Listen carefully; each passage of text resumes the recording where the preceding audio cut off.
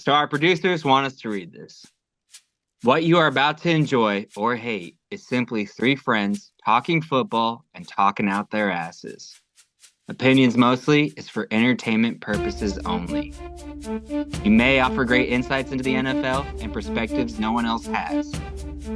Possible side effects do include feelings getting hurt, being offended, and losing respect for one another. What's up, opinions mostly, friends, family, and faithful fucking viewers? It's your boy, Nick the Shark Herbst, and I'm coming at you live all the way from Nashville, Tennessee. I got one thing to note real quick before I introduce the two fellers that are sitting directly around me. My one thing to note is my wife is due in 4 days. That's right, our first son is going to be born on Thursday. Hopefully. Although we did go to the hospital today and she was non-dilated. Not at all. Not a single dilation. Whoa, not even TMI, man. half centimeter. No, it is not TMI because birth is a beautiful thing. Everyone should share it. Joe, do you want to talk about breastfeeding? Does that make you uncomfortable? Okay. Not my problem. Anyways. Only on commercial flights. No. So, long story short, yes. We don't know. The due date is technically Thursday. We don't know when it's going to happen. Today is Monday. I got to pick up her mom from the airport tomorrow after work. I'm super excited, and I just wanted to cheers because Celine let me off the leash. She did make it a point to let me know that this is Coca-Cola.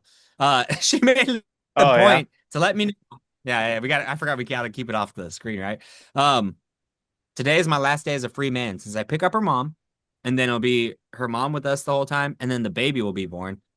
And then my life is not my life and just my own life anymore. It is my wife's, my baby's, my mom's, all my moms, my dad's, all that fun stuff. So cheers to fatherhood. Cheers to having a baby.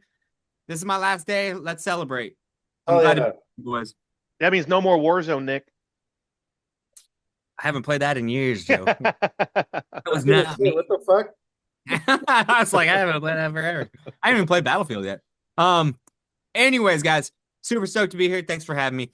Without further ado, let me introduce our co-host, the one, the only, the greatest man to ever live, quoting Weezer here. Aaron the Hammer Quillen, everybody. Wow, I feel honored. That's great. That was a good Weezer throwback. Glad to be here, gentlemen. My little one thing to note isn't as exciting as Nick welcoming his first child to this world, but rather than saying goodbye to a very special something that had been living in my living room for a year, I dropped off your trophy with your dad and mom. It is gone. It is on the way to Nashville, Tennessee. My home feels empty without that beautiful Oh my gosh. 4th and 69 trophy. For a second, I thought your fucking cat died or something. I was thinking that too. Like, oh shit. It's on the same level. Yeah, okay. Oh man. I am honored to accept that beautiful trophy that you've kept so warm for me. Yeah, well, fuck you. So yeah, well, there's always next year, bud. No, I'll see you in the championship. I was gonna say, I think we've been in the championship the last couple of years, so no real point. Thank you, Aaron, for that beautiful share. I appreciate it. Let's introduce our other guy here, the one, the only Matthew Stafford. Everybody, give it up for Matthew Stafford. And his co-host, Joe, Special Teams Spallerich, everybody. Yeah, Joe. Me and my dog, Statty, just hanging out, on opinions mostly after a nice season. We fell short. One thing to note, fellers, kind of pissed off when I read this news this morning, man, with all this hoopla going over the weekend and, what's going on, man. But talk politics. No. I know I'm going to butcher this. Punxsutawney Phil emerged from his burrow this morning, the groundhog, and he saw his shadow. So that means another 6 weeks of this fucking winter. Mm-hmm. Can I get a show of hands? Is it too early to say to barbecue the squirrel for the incorrect prediction here? Well, it's a groundhog. Barbecue the squirrel on the tread. I guess it's not too early. Yeah, barbecue the squirrel. No. Gotta stay warm here, man.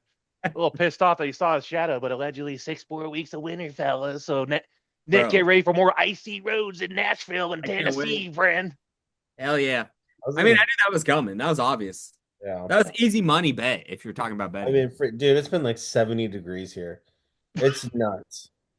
The fuck? Yeah, I don't know. Like, I'm sure you'll take that winter all day then. Right? Yeah, what? It's February 2nd. I got off work today. It was 61 degrees. Like, what the fuck is this? Yeah, it's like 8 degrees here. 16. Yeah. Oh, it's great. Yeah, because the whole, like, everybody but California is getting hit with storms right now. That's wild, dude. It's colder in Florida than Iceland right now. You believe that? Yeah. I saw Florida's getting hit too. But I'm golfing in shorts already. That's nuts. Like I heard frogs last night, and I'm like, that's not supposed to happen yet. Like when we might get a winner, and they're gonna be fun. Did you win another golf club yet? No, I haven't played in any tournaments. Get your ass in the tournament, dude. You're good. Well, there's no tournaments going on, Nick, because it's wintertime. And he just said there's frogs out there. He said he's wearing shorts. It's bullshit. All right, viewers, just so I know, the whole episode is going to be a little bit different because we're just going to have a good time, talk to each other. If you don't want to hear us just talking to each other like normal people because you have a lot of friends, then you don't have to watch. But barbecue the squirrel. Oh my god. Okay, Joe, we already said thank you. Actually, that reminded me a fun story I was going to tell. And that's why I said what I said, because it's going to lead me into the story. Okay? Because we're just going to talk about random stuff. It's like as if we're catching up like we are. So, our power was out for 54 hours. That was fun. Oh, yeah, explain this, yeah. Celine was super pregnant, and obviously, and she's like, "Oh, this is just like camping." Like she loved it. She was not like my wife is a fucking champion, dude. I mean, she's working all the way up 45 hours a week, all the way up until her due date of Thursday. She made me empty the freezer at 9:30 p.m.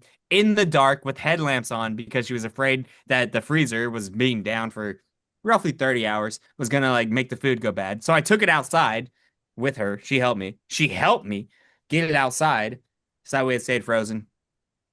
My point of this whole story is barbecue the squirrel. Okay, well, we didn't barbecue a squirrel, but what we did do was pull the barbecue over and use the propane tank to heat up hot dog wieners right on the grill underneath the carport and canned beans like hobos. It was so good, dude. So we stuck the canned beans straight on the thing, fired up 2 of those, 6 hot dogs, and we ate around a headlamp light candle light dinner, if you would. Yeah, it was great. Nice little slice of white trash there. I love it. Dude, it was awesome. It was so much fun. I mean, I love it. It was cold. And we could have slept in the man cave because that has a gas stove. Aaron, as you know, because you've been to my house. Thank you.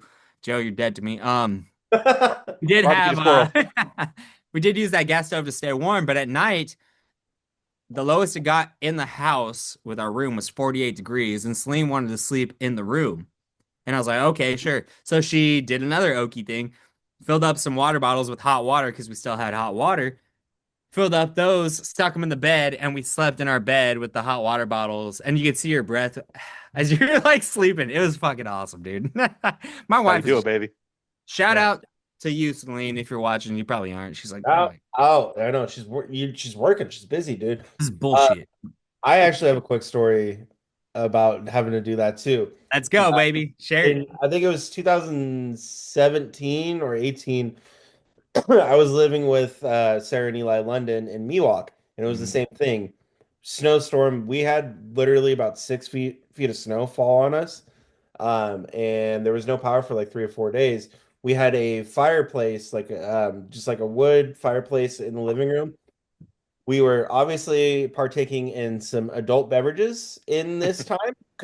I couldn't even dig my car out to go to work.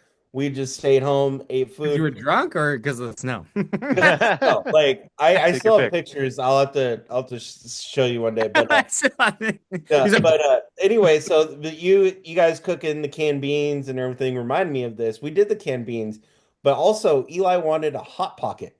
So what he did is he took a hot pocket, wrapped it in foil, and then put that bitch on the stove. And it took a while, but he got it warm enough for him to eat. So smart. Genius.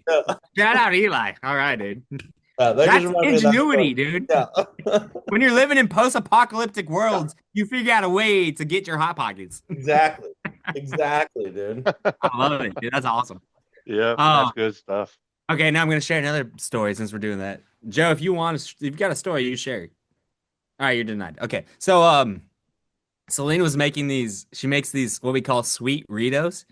We might even start like a food truck, right? Yeah. So it's a tortilla, and then you put Nutella, the marshmallow cream, and then your choice of chocolate chips. Like you got butterscotch chocolate chips, you got dark chocolate, regular chocolate chips, all that stuff. You throw them all in there. You wrap it up like a little like wrap, and then you stick it in the oven, right? So she's like, I really want a sweet Rito.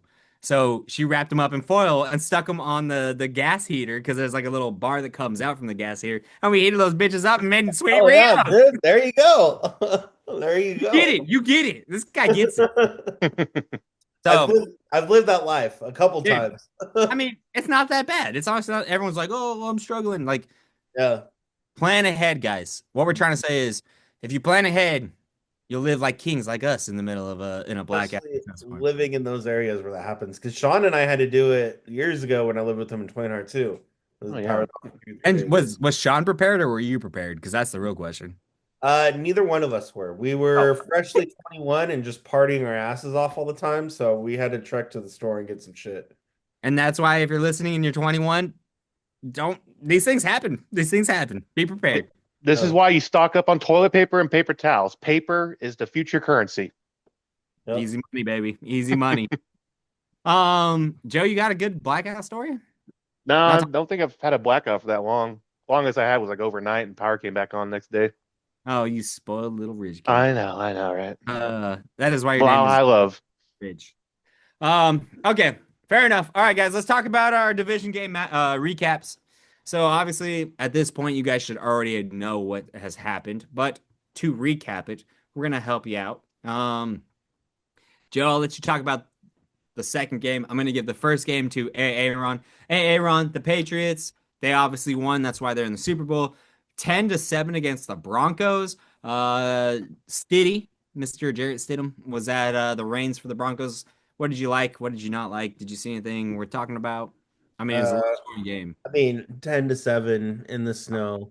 Yeah. With Jarrett Stidham starting over Bo Nix too, I think we all kind of knew this was going to happen. Regardless if they were playing in the snow or not. I mean, honestly, boring championship game.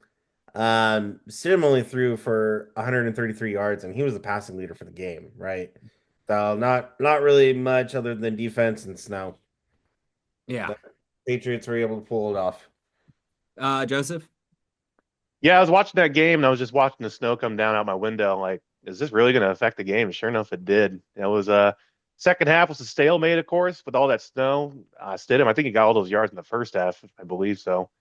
And then obviously, there's a lot of controversy if Sean Payton should have kicked the field goal to go up 10-3 instead of going for fourth down with Stiddy. A lot of controversy there, but yeah, overall, I mean, the better team won. Broncos were shorthanded at quarterback to begin with, so kind of is what it is at that point. I mean, yeah. So I think it was the second drive. It might have been the third. Don't quote me. But Stidham did get the job done, and he looked really freaking good doing it. And that was before Second drive. Yeah, and he was just. I mean, he got him down there and he scored, and I was like, oh, this could be dangerous. That's when I texted you guys the hypothetical, which was crazy because I was just talking crazy. But like, what if they traded Bo Nix with his injury to the Raiders for a first round draft pick? How crazy would that have been? Because they love Stidham so much. And then Stidham just shit the bed, and I was like, okay, there goes that. But Aaron, would you have been happy with Bo Nix on your team? I mean, he's played well, but I mean, it would have been. It would.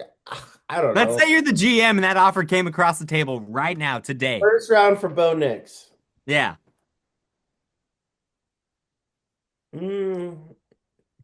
No, because we have number one overall. That makes a difference. And Bo Nix I mean, he was drafted 12 or 11, right? Oh, look how far he got. This year it was a slow start, and I mean, he's developed now, right? A little bit, but they also have a really good defense. So I don't know. He's worth maybe a late first, early second, but okay. Fair enough. I thought I'd pose the question since I said that, and you guys did not respond to me. Nobody said shit, and I was like, okay, I'm gonna bring this up on a page. I mean, I was at work and I saw that and I was like, oh, yeah, okay. And then I think Yeah. down. And I forgot about it. That's funny. Okay. All right. Yeah, moving on. Obviously, the Patriots are in the Super Bowl. Joseph, the next game is yours. The Rams, unfortunately, lost 27-31 against the Sea Pigeons. You guys started out pretty decently. I mean, second quarter was your hot quarter. What do you got to say? Yeah, I mean, the Rams, well, Sam Darnold finally broke through the Rams curse of the last couple of years, so there's that. Kudos to him. Stafford had a hell of a game. I don't know how he's not MVP, in my opinion. Um, but it's the same problems that's plagued us all 6 losses we've had this season: defense and special teams. Um, just the secondary of the defense. We have a great front eight, pass rush and run stop, but the secondary has been costing us all season long. Special teams been costing us all season long, whether it's kicking, punting, you name it, kick returning. So bottom line, nothing was really shown here as a surprise. The better team won with the Seahawks, and the Rams need to address the secondary in the offseason and the draft and look at special teams here. Yeah, the defense portion sticks with me because looking at this next game, the Seahawks didn't have a great defense either. I mean, we're talking the Patriots offense versus the Rams offense in this situation that I am talking about against the Seattle defense. I think your guys' offense is much more powerful than New England's, but New England also has both sides of that fence covered, so they could potentially sneak off of that. We'll get to that later. Um, I agree with you, Matthew Stafford, MVP all the way. I hate to say it, being an ex-Lion really is like trash, Yeah, but we don't know if he's MVP or not yet. he's not going to be. I mean, still could happen.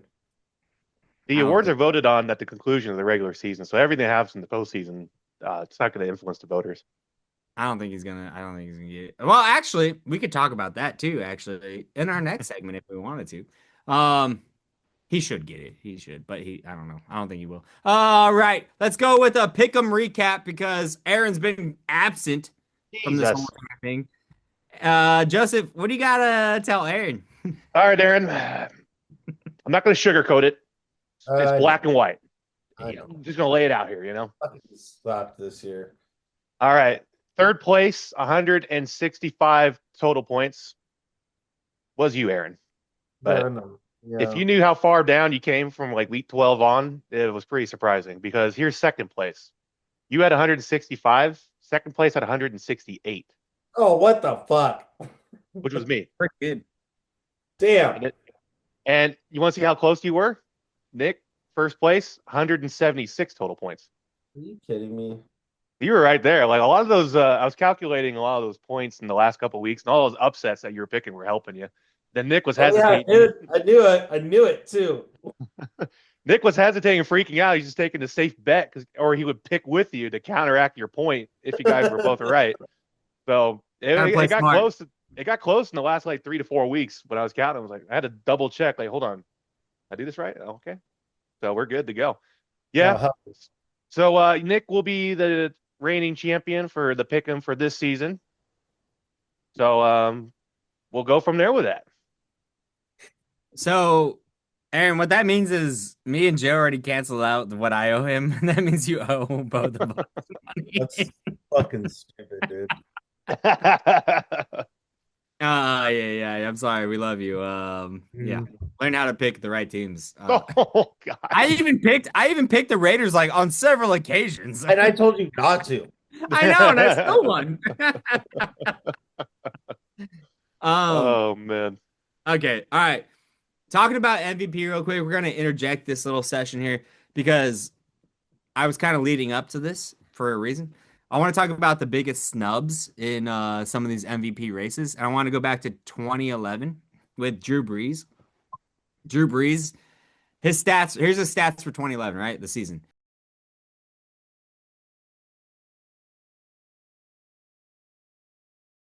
71.2% pass rating, 5,476 passing yards, 46 touchdowns, 14 interceptions.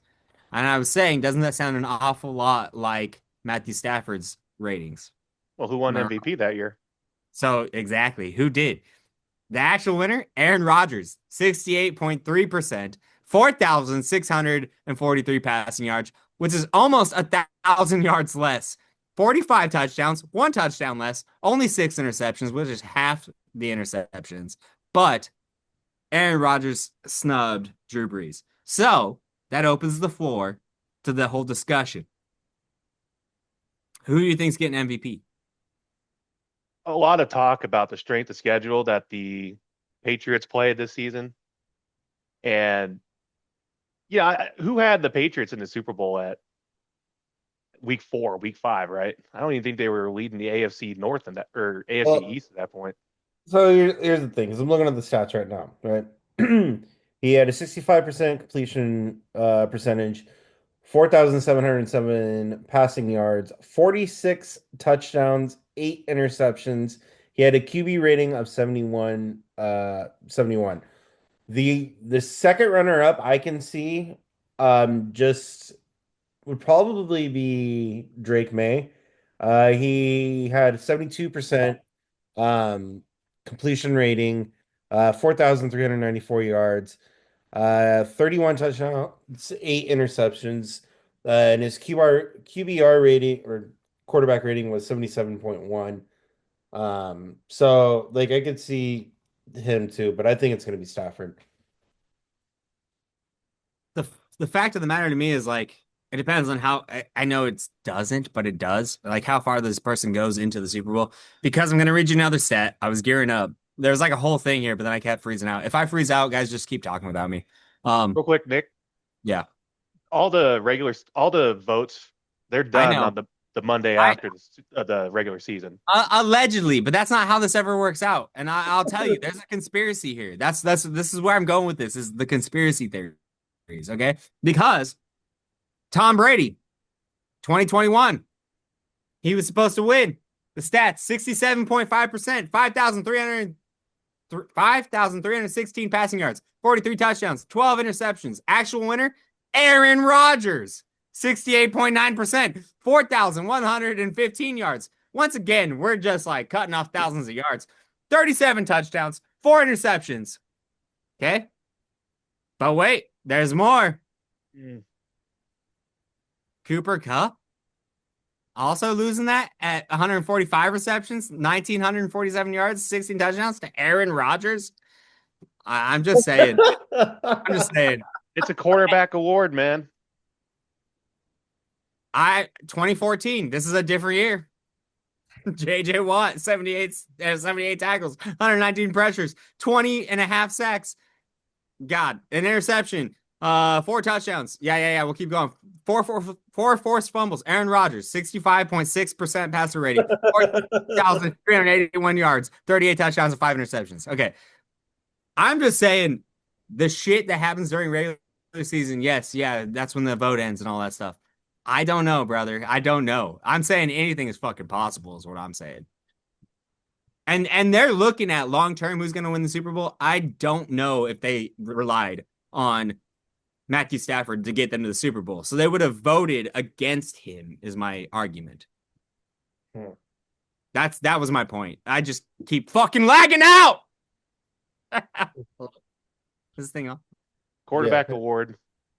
I guess we'll see. Time will only tell us the winner. We'll see it this Friday night, I think. It's going to Drake, man. All right. Anyways, Joseph, why don't you fill us in on the latest head coaching filings and who's doing what? All right, everyone. Well, we finally got the head coaching carousel is finally over. The Cardinals and the Raiders made their hires today, which were the last ones for the season here. All right, cool. Not official yet. Obviously, Mike LaFleur is going to the Cardinals. That one's official since the Rams are out of it. He was the offensive. Joe, is Mike LaFleur at all related to Matt LaFleur? Allegedly, yes. According to a quick Google search, he is related to Matt LaFleur in Green Bay. So Mike LaFleur the offensive passing coordinator for the Rams is heading to Arizona. Big questions there at quarterback with Kyler Murray. Obviously, the early hires: Kevin Stefanski to the Falcons, Joe Brady to the Bills, Jesse Minter to the Baltimore Ravens. Jesse Minter was the defensive coordinator for the Chargers last couple of seasons. Todd Monken to the Cleveland Browns. He was the offensive coordinator for the Ravens the last couple of seasons. The Browns were in the line to hire Jim Schwartz, their defensive coordinator. And then they made the last minute switch to Todd Monken. I think that's a good call. That's a good call. And Jim Schwartz just walked out of the building. And he's like, that's a good call.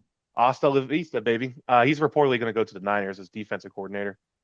Unofficially, Clint Kubiak to the Raiders. He's the offensive coordinator for the Seattle Seahawks. Obviously, that hire can't be made until after the Super Bowl's done because of the stupid rules and bullshit. Here's another reason why I think, in my opinion, no head coach can be hired till right after the Super Bowl. I don't care if your team is out at the end of the regular season or if your team is out in the semifinals of the playoffs. I think down the line, no head coaches can be hired or interviewed till right after the Super Bowl, that Monday after, my personal opinion.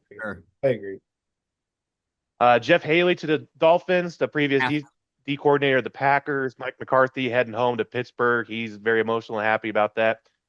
Obviously, some rumors that Rodgers might come back for another season, which I personally could see. John Harbaugh, which is allegedly the steal in the hire of this coaching carousel to the Giants. And, of course, Robert Saleh to the Titans with Brian Daboll, the offensive coordinator for the Titans. So, before you just go rushing into stuff, you got to let us talk about them. Like, I mean, first of all, you're just I was going to recap. Do these things. I got a couple of things to say. Holy shit! What do you guys think? I mean, Aaron, do you like the alleged hire of Clint Kubiak? Yeah. I mean, how long has he been in Seattle? Question. Well, while you look that up, let me talk about it real quick. Mike McCarthy. I mean, yeah, it makes sense that Aaron Rodgers would probably come back and play again because of their history. They won a Super Bowl together. Why would he not? I mean, that team's not bad, so why not? The biggest quarterback class is going to be bad this year unless you have the number 1 overall pick. But the biggest problem with that whole thing is Mike likes to do the same thing over and over and over again. And he needs a better running back than what's his face in Pittsburgh. Oh gosh. Kenneth Gainwell. Gainwell, but who's his number one guy? Not TJ Warren. Yeah, Warren. Like the fact that we don't even remember his name off the top of our heads signals a problem for Mike McCarthy because that's not how he rolls. So either they're going to bring in somebody that'll help them get that job done or whatnot, but that's kind of a tough one for me. Anyways, go ahead, Aaron. Sorry. How many years? I got it. So I find this. Check this out, guys. So this is his first year, Aaron, with Seattle. Last year he was the offense coordinator for the Saints. The previous year he was a passing game coordinator for the San Franciscos. Year prior, 2022, he was a passing game coordinator and quarterbacks coach for the Broncos. His whole line down here, he's held offensive. Look at it: Texas A&M offensive quality control, Minnesota offensive quality control coach, Kansas wide receivers coach, Denver Broncos offensive assistant. He has all these offensive roles, fellas. Guess what position he played at Colorado State? Defense, obviously. He's got to be. He was a safety. He was a safety. Is that not wild though? Like, bro, you're cursed. No, I think. Okay, how many times has he been on a Super Bowl winning team? Yeah, 0 probably, right? Kevin Stefanski also played defense in college. I'm thinking about how good those offenses have been under his coaching. Okay, I like that. Yeah, Broncos those mid years, the Vikings earlier years with Kirk Cousins. Yeah, as wide receiver guy, yeah, I don't know about that. I mean, if he played defensive back, like he has a defensive mind too, so he's thinking about. I don't know. I like it. I mean, obviously, first year with the coordinator for the Seahawks, going to the Super Bowl. Younger guy, he knows offensive stuff, and that's what we need with the players we have. The only reason why he's going to the Super Bowl this year is because Jackson Smith and Jigba is a god. I mean, that guy is like you don't have to coach. Offense. Yeah, defense was eating for Offense. Seattle. I I'm talking about his like past of like, didn't you say wide receiver coach for like all these things? No, No, quarterback. just for a couple of them. Yeah. Just And for a then- couple of them. and Okay. quarterback coach too, I heard. I don't know. I like it. I mean, you have any other? I mean, how are you feeling about Saleh in Tennessee? What are the Titans fans saying out there? Oh, everyone. Okay. The two actual Titans fans that I talked to aren't super versed in football. So what they say has not Oh, so they're no casuals. water. Gotcha. Yeah, they don't hold water to me. They're like, "Oh, this is gonna be great," and I'm like, me personally, I've never liked Salah. I think he's a good dude. Like you said last episode, he knows how to build teams. He knows how to build Coaching uh staffs. management staff, yeah, and all that stuff. But that's not going to equate to winning games. And I think you can correct me if I'm wrong, but we saw that with the Jets. I mean, he was building a staff there and he was building a team there. It did not go well, and he bounced out. I don't know. There's a lot of hype around Tennessee, and Cam Ward, in my opinion, is a really good quarterback. I think he has potential down the long stretch, but is Salah gonna like solve that issue? I don't know. I don't know. I don't think so. Tennessee's stoked because we're stoked for anything because everyone's drunk here 90% of the time. So it doesn't matter. Hell yeah, dude. Sounds like every trip I've been on out there. Yeah, It's seriously right. Fucking horrid. Here's my take on Saleh, Nick, if you don't mind. Actually, I do mind. We're gonna stop you there. All right, I'm gonna kick you from the episode beat. over. I'll be right back. Here's my take with Saleh. I mean, I got to you pee said too. all right. Let's take a pause. I'm just kidding. I'm joking. Here's my take with Saleh. You know who else was in the building of the Jets once upon a time? Sam Darnold. Okay, so the Jets are just a terrible franchise. And if you look at Saleh's time with the Jets, what's the one thing he absolutely did get right? He got the defense right within 2 years of him being there. The drafting and the signing and the building of the defense. And here's the broader opinion I have on these head coaches, right? When you're brought in as a coordinator, your specialty should be fixed within 2, maybe 3 years at the most. So if you're an offensive coordinator, your offense and the offensive line should be fixed within 2 years. And then that's when you start worrying about the other side of the ball. You get your side of the ball fixed first. Saleh was able to do that with New York with that defense. That was a top 10 defense. Yeah. You're not wrong. Before Rodgers got there, maybe right? not top 5, but like 10. Okay, sure. So, and then you look at Sean McVay when he came in for the Rams, he got that offensive fixed immediately. Goff looked like a bust. He got that fixed immediately. If I'm looking at Mike McCarthy when he came and coached for the Cowboys, he was able to make that offense even better than it was under the previous head coach, right? So, in my opinion, when you're brought in as a coach, you get your side of the ball fixed immediately. And I think Saul is going to get your defense fixed real quick, real fast. Not your defense, Tennessee's. I apologize. I root for Tennessee. Don't get me wrong. I do root for Tennessee as long as they're not playing the Packers. They're really no threat at all. So, I don't know. I don't see it. I don't really believe. He got the Packers offense kickstarted again after McCarthy left. You know?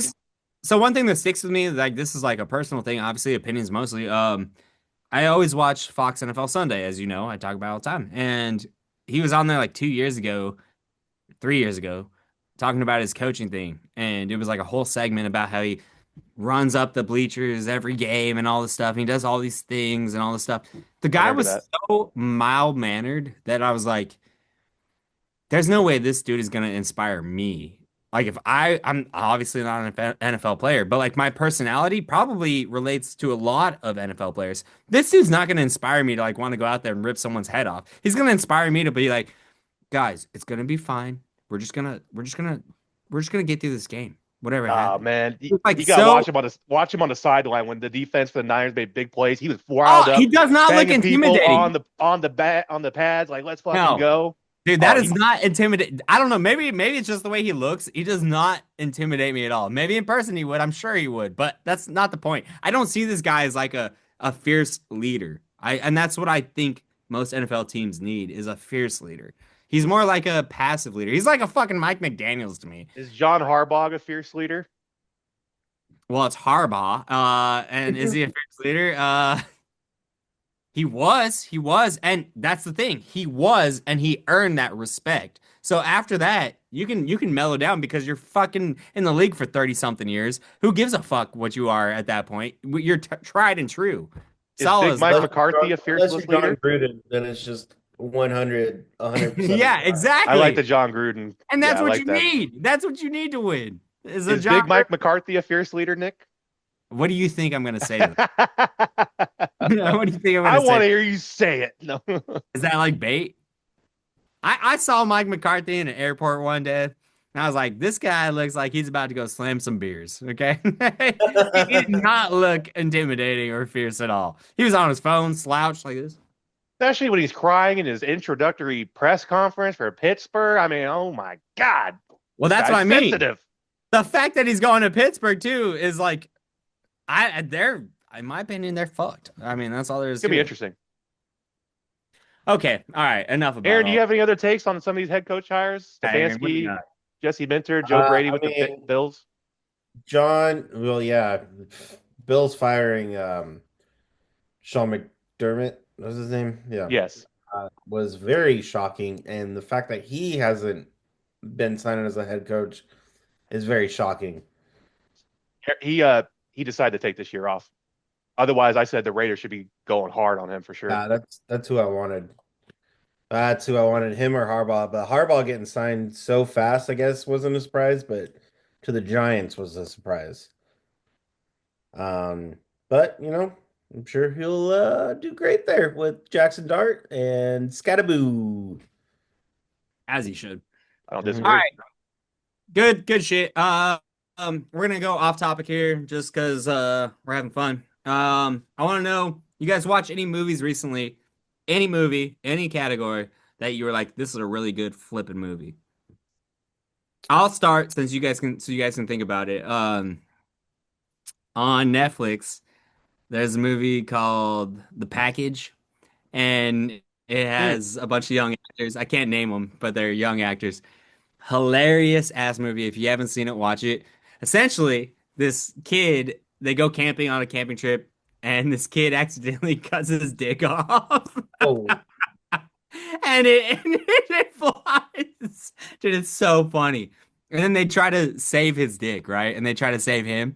So like, I won't spoil it. Essentially, it's one of the funniest movies I've seen in a long freaking time. It made me laugh out loud so many times, dude. It Wow. just didn't happen. It's obviously silly, but it is. If you watch that and you don't laugh, I will give you $100.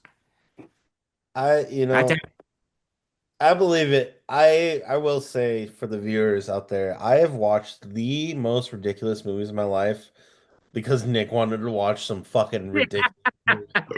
Go Like figure, right? Hobo with a Shotgun, I watched because Nick wanted to watch that. You remember watching Rubber about the Yeah, the tire. Yeah. tire? Yeah. We Okay, just wait, it's not that kind of movie, but go ahead. yeah, no, but that's how we watched that hilarious movie that we found when I was back there in October. I forget the name of it, but that movie was so funny. And it Dude, was like a low budget comedy movie. what Hmm. the fuck was it? It had that one funny actor too in it. David Cross was in it. Yeah, yeah, yeah, yeah. Yeah, okay, okay, okay. It's not that bad though. It's like a actual like I'd say A minus movie. Boys, go ahead, take it away. What do you got? I mean, recently I've been watching through all of the Spider-Man movies, Hmm. and I forgot how Tobey Maguire Spider-Man 2, like how good that movie is. Absolute masterpiece in that series. I Yeah. agree. Because Harry takes over as like the Green Goblin, that one. Got Doc Ock. The acting's just really good in that one. But yeah, I'd say I was reminded how great of especially for a superhero movie in the early Marvel days, um, how good the movie that was. Even Supposed though to it's come out with technically Spider-Man not 4. Marvel Studios, like but I get it, but Marvel Marvel licensed by it was Disney. it's Sony Marvel. Yeah, Sony. Yeah. There was supposed to be a fourth one, and they scrapped it, man. Yeah. How many Spider-Man movies are there? So right now we're on Homecoming. So That's a good one. we watched Infinity War. Oh no, I'm sorry. We just finished Infinity War.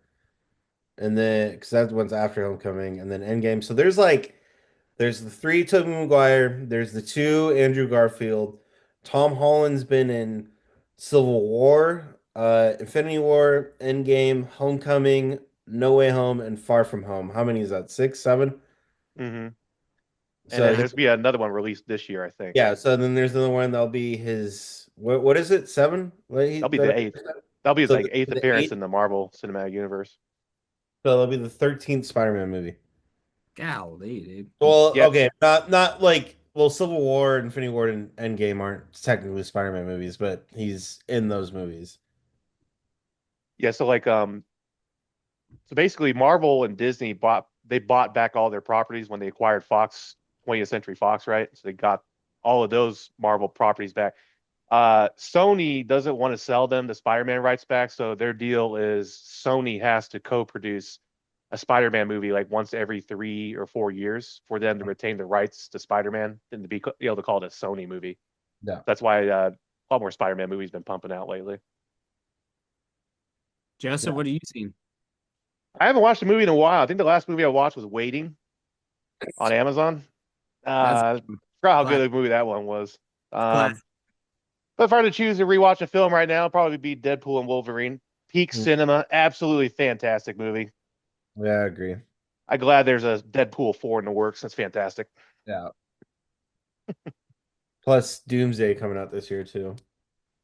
We still don't know if he's going to be in it, but I'm that'd be awesome if he is. sure he is. It was teased in the last one. Everything's teased though these days, man. All these AI generated freaking theatrical trailers on Twitter. That's a lie. No. Semi off topic, but video games you guys looking forward to? Because I saw that Lord of the Rings is gonna do an open world map game.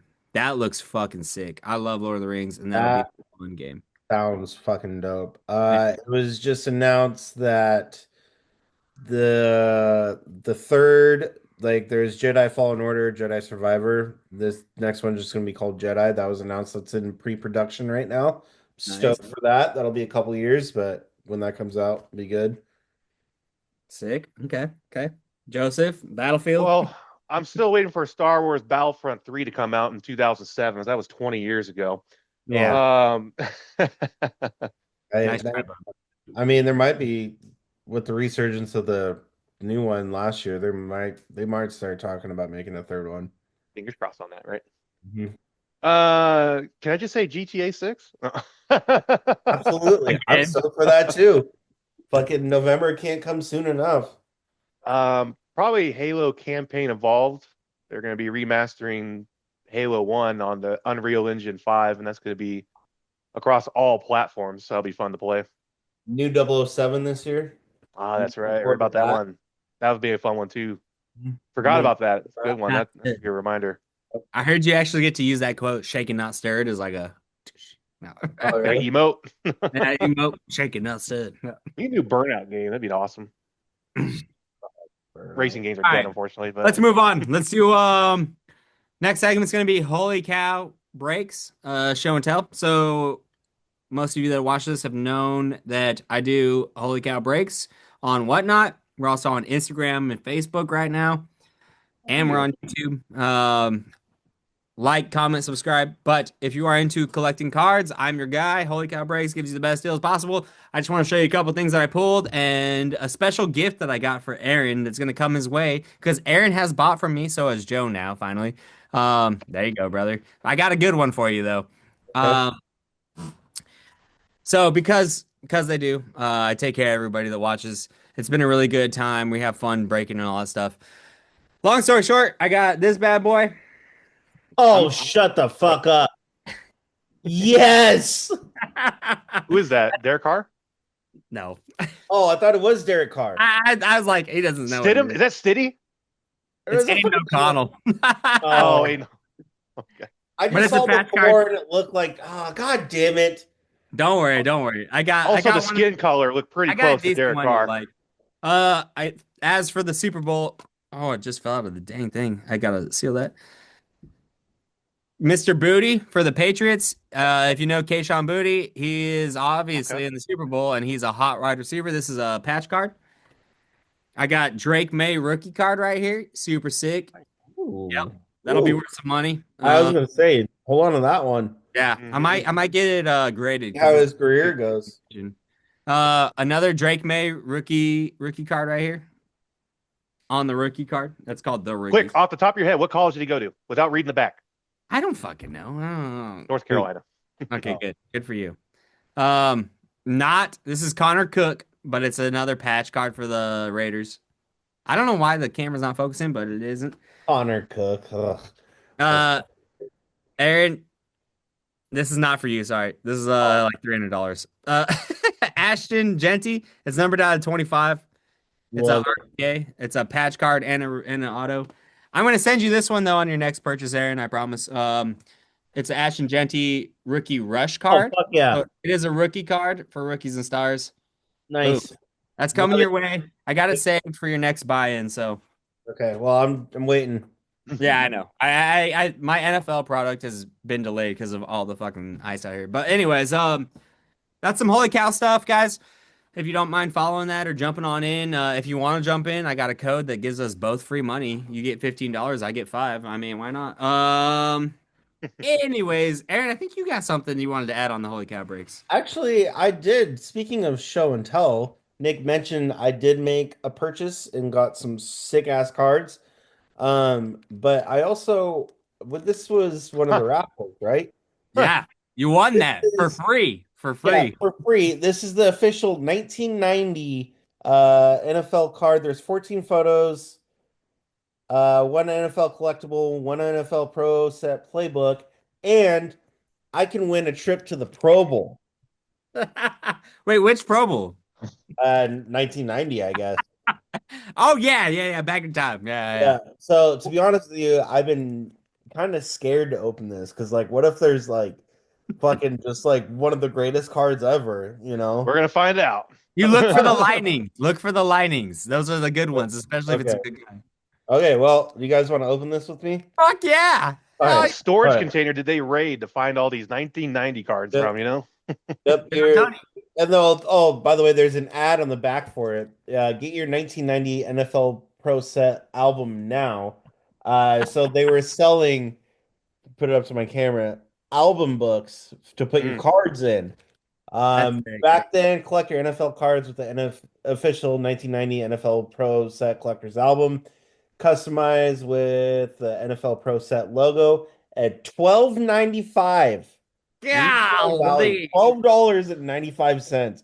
Today, that's at least $30. Yeah, that's insane, dude. Yeah. Is there a phone number to call? Album all yours for only $6.99 plus $3 postage and handling. Bro. This with the postage and handling would have been at least $50. Dude, that's crazy. Life is crazy. Like that's crazy. I know. Yeah, right. And then to do it, you have to send a check or a money order to Texas. Anyway, what the hell's a check? No, right? Let's open this up. Let's go. Okay. Aaron won that for free, guys. That was sent to him for free from Holy Cow Breaks. Okay. First off, we got Clyde Simmons, defensive end for the Eagles. Oh, you're going backwards too? That's the backside. Wait, how you do it? I don't know. I don't know how to do this. Oh, look at that. That side's the front side. Okay, this is the Super Bowl card. Oh shit, Pasadena. That's a sick card. That's probably like $3. No. Yeah. Oh shit! It's got the Oakland Raider ring on the back of it. Yeah. Raiders. Dude. There you go. Raiders 32, Vikings 14. It's a fucking Raiders Super Bowl card, bro. Okay, that was obviously not planned. That was a sealed pack. Good job, dude. All right. Brought to you by Holy Cow Breaks. Holy Cow Breaks. Holy shit, I am so stoked about that. All right. Put that in a penny sleeve. That's awesome. Instant win rules. Oh, yeah, that's how you here it is. Here it is. Right here. To win the Pro Bowl trip. Does it open? You might be able to scratch it off and see if you won something. It If that's a winner, dude, you're going to the Pro Bowl in 1990. I gotta. Okay, let's see. Rub off to see. Rub off. Probably need a coin, like one of those Rub it rub off. offs. Rub it I off. got a guitar pick right here. Okay. Watch this guy just win a trip to the 1990 Pro Bowl. These tickets were never claimed. There's one side where it's collect points to order NFL merchandise and shit. So I guess it's like a discount thing that they had back then. I got 1 point. So weak. It's even still valid on NFL.com. I should, huh? No, the internet wasn't even invented then. Yeah, you gotta email. You gotta mail it in. Incomplete pass. Try again. Typical bullshit. No. That's cool though. Oh my gosh, I am so honestly. I'm so stoked about that fucking card. That's so cool. All right, for you. That's awesome. First one we got Charles Mann, defensive end for the Redskins. Oh, wait, you can't say that anymore. Okay. Okay. Got Anthony Carter, wide receiver for the Minnesota Vikings. Oh, send that to Scott. Anthony Carter was a dog. There it was. It's cool. He's got stats and stuff. These are cool. We got fuck yes. Let's go. 1990 Pro Bowl Howie Long. Okay. Nice. On the Pro Bowl card? Dude, that's so sick. Oh, I was worried. I didn't know these were in there, dude. I know. That's so sick, though. Next, we got Felix Wright, safety for the Browns. Yeah, you just throw him away. All right. He might have been coached by Nick Saban. We got Andre Waters, safety for the Eagles. Okay. Tackling a ram. We got Marv Levy, coach for the Bills. Nice. Good old Marv. Playoffs? I just want to win a game. All right. We got Al Toon, wide receiver for the Jets. Oh, yeah. I remember him. They don't do coaching cards anymore, I think. We got They do again. John Alt, tackle for the Chiefs. That's a big boy. Another Pro Bowl, Derek Thomas, linebacker for the Chiefs. Okay. We got Pro Bowl Warren Moon, quarterback. Okay. Oh, nice. Oilers. That's pretty cool. Might be worth a couple bucks. Yep. Next, we got Mike Coffer, kickers for the 49ers. Okay. Next, we have Bill Brooks, wide receiver for the Colts. Okay. It's a big boy, too. For wide receiver? Damn, that's a build. We got 1989 Outland Trophy winner, drafted third round Washington, Muhammad Iluwanibi, guard, BYU. That's interesting. Okay. And then last card is Clyde Simmons, defensive end for the Eagles. Hey, you got two Raiders out there. Dude, two Raiders and like a Super Bowl card. That's pretty fucking cool. That is cool. Hell yeah. For free from Holy Cow Breaks, just for jumping. Holy Cow Breaks. Shout out. There's my little show and tell right there for you. I love it, dude. That's awesome. That one card might be worth like at least $5. That's sick. Which one? The Super Bowl card? Yeah. Oh, dude, I need to sleeve that up. Sleeve it up. I don't have any sleeves. Go to GameStop. You can get penny sleeves. It's like 100 of them for like. Our GameStop shut down. No. Oh, Walmart will have them. Yeah, Walmart will have them, or you can order them Amazon probably. But I'm gonna keep them in the package. Yeah. That's not bad, dude. Dude, that's so fun. Oh yeah, dude. Yeah. As a Raider fan, that's what you want. I mean, shit. Yeah, dude. Oh, well, I mean, there's obviously was less Super Bowls back then, but I'm glad I grabbed, at least one of the ones the Raiders won. That's right, boy. That's crazy. I mean, that's crazy. And I sent that to you on purpose. So, anyways, totally. Yeah. And then Howie Long, who's like my favorite, like throwback Raider. If you grade that and that comes back as like a 6, 7, 8 because it's so old PSA, that's probably worth like $100. You're welcome. Yeah, thanks. Thanks, breaks. You're very welcome, sir. Thank you for following. Thank you for liking. Thank you for watching. Thank you for subscribing. Thank you for jumping in. That being said, let's jump into our favorite plays from this season. Joe, why don't you kick us off on this? All right. So I was able to find this video from the official NFL YouTube page. It basically it was a compilation of every single team's quote unquote best play from the regular season. Obviously very subjective when I went over it, but that's my opinion. So we'll leave it to the Before you get going, I got two best plays for the Packers, and one is going to be against the New York Giants, I think, with Jordan Love throwing a beautiful touchdown pass. I think it was to Christian Watson. That's going to be top one, one of my top ones. And the other one will be when we beat the Bears, game 2, just the whole entire game itself. All right, go ahead. I'll be right back. All right, Aaron, a little show and tell time here. If I can figure out how to use this damn thing here. Oh boy, here we go. Okay, so the first one is from the Rams, starting at 1 minute 13 seconds here. Field. Stafford floats it. Nakua's the target. Oh! Puka Nakua! He doesn't bite on the double move. I mean, this is textbook as far as the technique that you would teach the corner. But you can't teach that. Unreal. It's first and So that was a pretty obvious contender, I would say, for the Rams. The next one, we have the Packers here. So we'll go ahead and fast forward into the future here. Get to the Packers. Wait, the Packers? down Pittsburgh. Love on a high snap. Floats Oh, I told you. It up top. It is caught. Touchdown Packers. Tough snap. Jordan Love is able to handle that. He's throwing to the field. He likes his matchup with Christian Watson, but especially throwing into that corner. I mean, that's basically dead in the teeth of the wind. He cuts it right through the wind. He loves it. Look at him. All right. So there was the Packers, quote unquote, best play of the regular season. I told you. Then we have the Raiders. The last but not least, the Raiders at the tail end here. They say the best for last, baby. For last? Okay, mine was Genty's like 60-something yard touchdown run was mine. Hell yeah. Okay.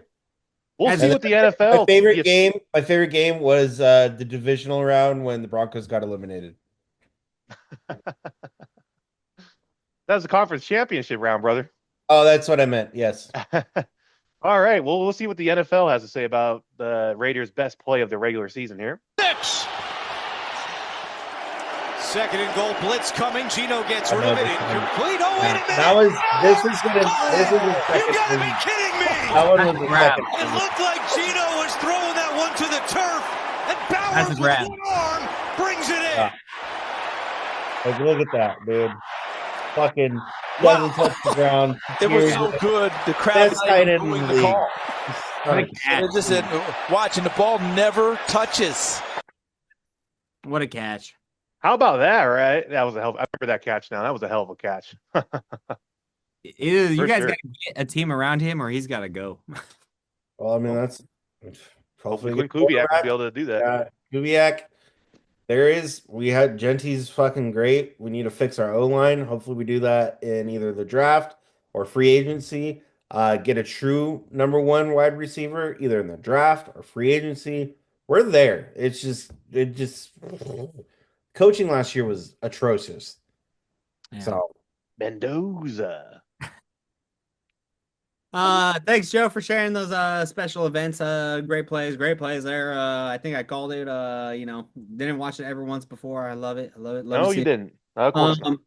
Let's do hammering the stats, the Super Bowl edition, Aaron. Just give us some touch-ups real quick, please, sir. yeah, so here's the thing, right? This is the second meeting of the New England Patriots and the Seattle Seahawks for Super Bowl. Obviously, last time they met, it was a controversial call with Seattle not running it on a first and goal and throwing a pick to Malcolm. Was it Malcolm Butler? That his Yes. name? Next. And then the Seahawks try to catch a safety and then kneel because they were right on the goal line, but instead got an encroachment call, whatever you want to call it. And the Patriots won. Which begs the question, right? The Patriots, this is their 12th um Super Bowl appearance. Okay. They've been to the Super Bowl more times than any other team in the league, followed by the 49ers at 8, Broncos at 8, Steelers at 8, Cowboys at 8, and the Chiefs at 7. 11, 3 Super Bowl appearances is a huge stretch when we're talking about getting the Super Bowl, and they're 6-5, which begs the question here, right? Those are my stats, whatever. There you go. This is more of a question. Bias aside, act like an NFL analyst right now. You don't have a favorite team. You watch NFL. Are the New England Patriots the best franchise in NFL history? It's a good question, Aaron. Who would argue against it? I'm gonna tread lightly here. 12 Super Bowl appearances. How many have they won? They've won 6 out of 5, but San Francisco has won 5 of 3, and the Steelers have won 6 of 2. Yeah, I don't know. The fact that the Patriots are, yeah, I'm okay. So, all right, I'm gonna talk as a Patriot first. Check the American flag. Oh man. This should be they should be America's team because yeah, it's New England and we all know the history, hopefully, of all of New England, which is a big Patriots. portion of the country. Okay. So if you're talking geography, yes, let's give them a check mark. Yes. Okay. They got a big geographical portion of them. If we're talking about history, let's say yes, because obviously our independence. If we're talking about football now and sports, shit, that's a lot of Super Bowls to be winning as red, white, and blue. Yes. Okay, I'll give them a check mark for that. How many did they win with Brady? Is like what, 3 or 4? 4? 4 Super Bowls? 5? Is it 5? Yeah, actually 6. It's 6. They won 6 with Brady. Good God. Okay, well then Yeah. then Brady is the Patriot, and we should all be on his team because he represents America, motherfucker. I mean, greatest in history. Yeah, let me say yeah. I mean, I'm gonna root for the Patriots because of the history, and they are the Patriots.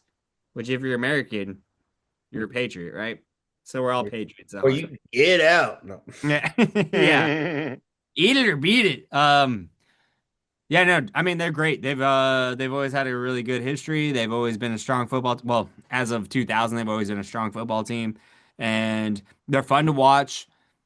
I think it's something that you can't really hate unless you're in the same division and like you grew up hating them, sort of thing. I don't think they have any enemies. Like they're not like the Cowboys where people go, "Oh yeah, fuck the Cowboys. I hate the Cowboys for no reason at all just because they're the Cowboys," sort of thing. That's not how you are with the Patriots. So, I'm talking America's team. That's the difference. Yeah, I respect the Patriots. I'm going to root for them in the Super Bowl. Yeah, so good take. One thing I'll point out real quick. Their first appearance was in 1986 against the Chicago Bears. They lost 46-10. Their next appearance was in 1997 against the Green Bay Packers, which they lost 35-21. Their first win was in the 2002 when Adam Vinatieri kicked that game-winning field goal against the St. Louis Rams, 20-17. The Raiders should have been there and beat them that year. Yeah, so just going back, all their wins have been with Tom Brady from 2002 all the way to 2019. That's crazy.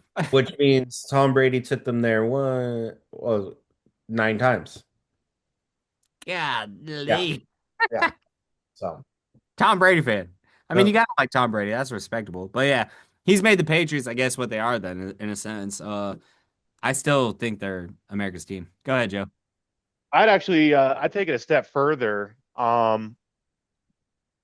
So I agree the whole sentiment America's team. I kind of been beating that drum a couple of years now. Like, I don't know why the Patriots aren't dubbed the America's team for everything that Nick laid out. Cowboys were the team of the 90s, but ever since then, they haven't done. You guys are talking about how, all these Super Bowls and all the success with Tom Brady and Bill Belichick in town. I'm willing to take it a step further and say the Patriots have not experienced this type of success until Robert Kraft came around and bought the team in 1994. And then you can argue that was when the turnaround really started with the investment in the infrastructure, the team, the facilities, the building. Obviously, getting Bill Belichick from the Jets in 1999, 2000, and then obviously drafting Brady and going on that run. And you look at, they had a down year with Drake Mayo. No, Drake. Their previous coach. Mac Jones. No, I'm talking about the coach that they brought in right after Bill Belichick left. Oh yeah, who was that? Gerard Mayo. That's Gerard Mayo. And then Robert Kraft's talked on numerous times is like, I had to spend a lot of money to buy out that coaching staff to bring in the current head coach of the Patriots. I'm totally blanking on his name. Vrabel, thank you. Vrabel, yeah. So you can say under the guise of leadership from Robert Kraft and the ownership, doing what ownership should be doing in professional sports is supporting this team and writing the contracts and hiring the right people and then getting the wrong people out, even if it's going to cost you a lot of money. So I think that's also another reason why it is a really strong franchise from ownership top down. Yeah, that's good. Good ownership is what you're saying. Yeah, that makes sense. Which also makes sense why he's inducted for the Hall of Fame for American football. Hell yeah, that's a good take. Yeah, I mean, I like that. You both made really good points. Nick, I especially agree with you that Patriots should be, quote unquote, America's team. Patriots, just in their name, like you said, from New England, where this country was birthed, basically. Joe, great points, ownership, coaching, Tom Brady, obviously. I want to say that they are the greatest team in NFL history, but the fact that you just said Robert Kraft bought them in 1994, they had one appearance in 86 before that, and then because of that, they are the greatest team in the 2000s. And that's not even an argument. They've been there the most, they've won the most, but we're going back to the 70s when really the Raiders were all over the NFL. No, that's true. Go back. 80s, it was the Niners, Cowboys, really. 90s Cowboys. Or I'm sorry, 70s Steelers too. It's hard to say the overall. My point being is overall NFL history, it's hard to say because there's so many decades where other teams were so dominant. But I was gonna make that point, Aaron. If they keep going, I could see them being the greatest team in NFL history. Okay, if you want to talk about the 70s, well, the started in 1919. Okay, get the fuck out of here. I mean, I'm just saying, if we're talking the whole NFL history, we have to talk about the whole history. This is 120, or wait, it's not 127. Hold on, I can do math. 107 years right here of history in NFL football. Okay. We can say the same thing about the Bears. They're 106 years of NFL history. The Bears, dude. They got their ass beat by us, and they still get their ass beat by us. I understand the issue with talking about the whole history of the NFL. You just can't say 1970. And then you want to talk about the 50s. I mean, I was just throwing a number out there, my guy. It's. You want to talk about the 50s when the Lions were dominant and Cleveland was winning NFL championships? The 40s when the Bears were dominant? I'm saying don't quote me a fucking year when you want to go back to 1970 when it's 1919. I apologize. I didn't realize it was that big of a deal. I just threw out a fucking year.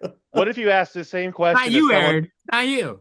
What if you ask the same question to someone that's like 10 years younger than us? They're going to argue the Kansas City Chiefs because of all the recent sustained success with Mahomes. Well, thank God we aren't talking to them then, huh? I'm just saying, you're going to get a different answer from anyone. Having a conversation with a doorknob. Yeah, I keep turning. Fuck off. No. Oh, boy. Just kidding. Aaron, looks like you hit a sensitive part here. Hey, y'all cried. No, I thought it was an interesting point to bring up, just the fact that they've been there for 11 times, but they've definitely been for the last couple decades been the best team and that sustained success. Actually, I'm going to go with the Kansas City Chiefs, honestly, right. Or the Philadelphia Eagles, or the Baltimore Ravens. Because they got pretty good quarterbacks, decent. I mean, they run a lot and they don't throw a lot. Some of the greatest quarterbacks to ever play the game. fucking 11 years old. The Buffalo Bills are the greatest of all time. That's it's a lot harder to get to 4 consecutive Super Bowls and lose all of them in a row, Oh my God. Okay. Good time. Thank you, Aaron, for that fucking enlightenment. I feel so fucking enlightened right now. Good. It just shows the NFL is a story of decades, Yeah, it's the narrative changes. 1919, and don't let anyone else tell you otherwise. Well, I think it's officially formed in 1920, right? August 11th, 1919. You son of a bitch. Okay, all right. Get out of here. We're just having fun. We're just making jokes. See, a lot of people wouldn't understand that because we just have fun around here. We're all here for good fun, okay? That's all there is. True. Just make light of the situation. We're having a good time. All right, guys. We're going to do 2 more things real quick. We're going to talk about the Super Bowl and our predictions, but I wanted to share one more thing with you that I kept a surprise because these are my slabs. And here's my first slab. Oh, hell yeah, dude. Fear the worst. On the back, you got the Lucky Fest ticket that we played at. Lucky Fest, right there. With the what's it called? The wristband. That was Fear the Worst very first show, by the way. Dude, March 17th, 2018. The doors were at 6 p.m. We fucking killed this show. At 11 p.m. in front of like 70 to 80 people. It was pretty cool. that point. Yeah, it was cool. But that was a cool Fear the Worst show. That was going in my slab. And then my other slab is one that's near and dear to my heart. Hell yeah, dude. That's what I'm talking about. I wish it would focus. Those are your boys right there. The bachelor party. My bachelor party that went wrong, but it was the infamous bachelor party. Yeah, infamous for sure. Boom. Big old right there for you guys.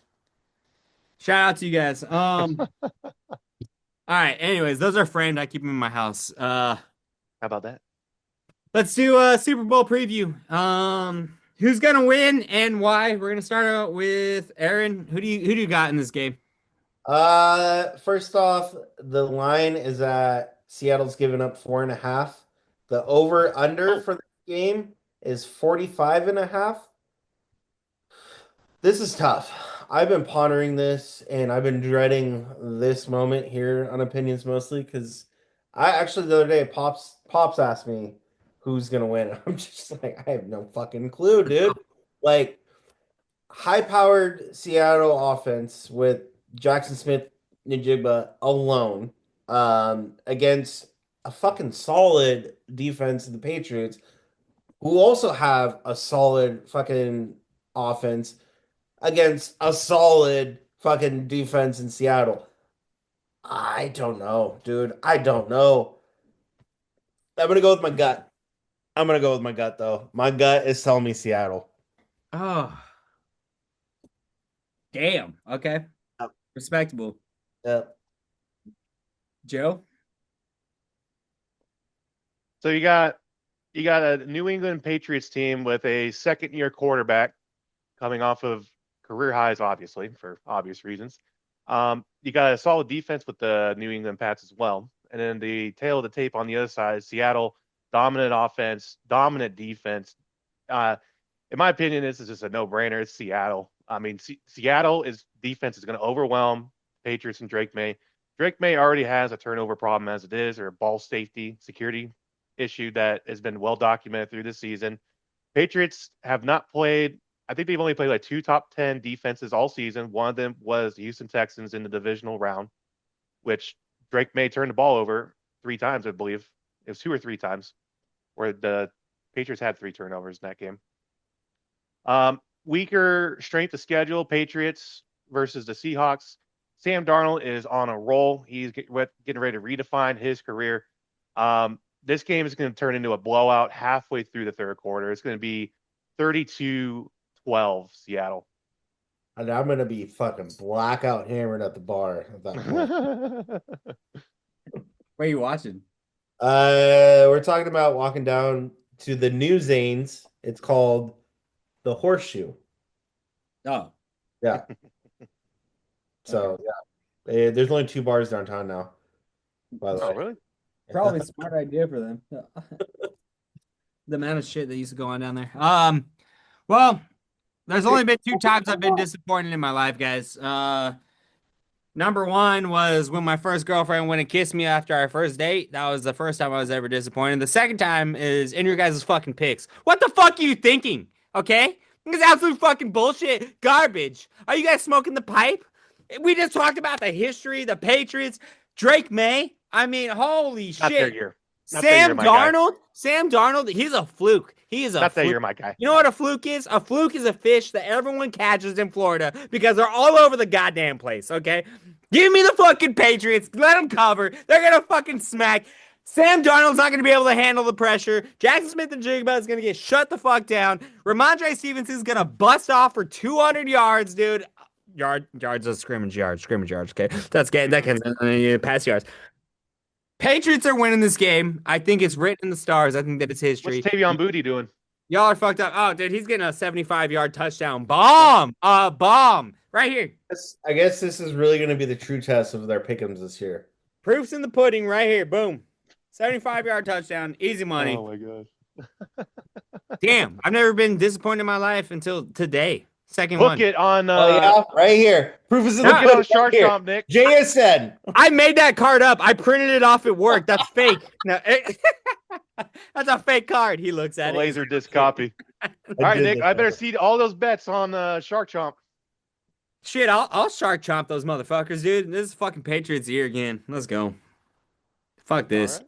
Seattle can't win, dude. Seattle was like unheard of again. They like dropped off the face of the earth. There's no way they're coming back like this. Takes a lot for a Rams fan to admit that Seattle's going to blow this one out the water. Just that is very keep true. that in mind, you know. Yeah, well, you're also a Rams fan that picked wrong and lost to me in the pick'em, so it doesn't matter, does it? I guess only time will tell. At Sunday night, we will know. Irrelevant. All right, guys. Thanks for watching. Like, comment, subscribe. This is Opinions Mostly. Follow Holy Cow Breaks on Whatnot. Come jump in on a break. You might get a nice card pack like Aaron did. Until next time, see you later. Go Pack, go. Okay, bye.